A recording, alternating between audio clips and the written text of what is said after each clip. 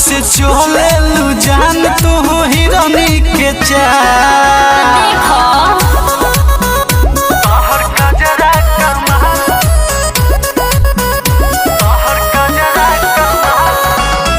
Durga music खावे।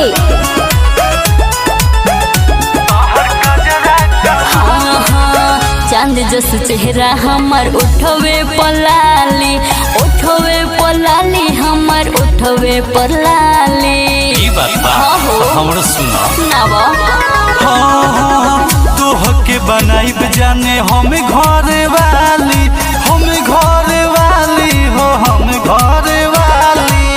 बूढ़वा जवान लइका पीछे पड़ल, बूढ़वा जवान लइका पीछे पड़ल। काहे ना पड़ी हमरो सुनावा। तोहर गजरा कमाल, तोहर घगरा कमाल, जैसे चले लू जान तू हिरनी के चाल। बुझलू? हाँ हो। तोहर गजरा कमाल, तोहर घगरा कमाल, गजरा कमाल, तोहर घगरा कमाल।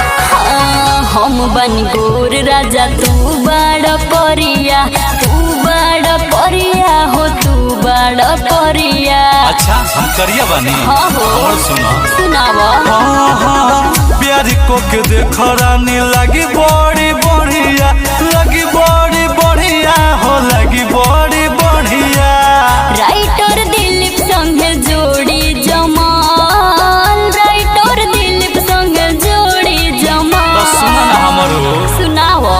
तोहर गजरा कमाल, तोहर घगरा कमाल, तू तो चले लू जान जैसे हिरनी के चाल। ब्यूटीफुल हम हई कम सिंह हसीना, छोड़ी तो पीछा ना तो छूटी पसीना। चढ़ल जवानी खिले जैसे कमाल, चढ़ल जवानी खिले जैसे कमाल। तोहर गजरा कमाल, तोहर घगरा कमाल, जैसे चले लू जान तू हिरनी के चाल।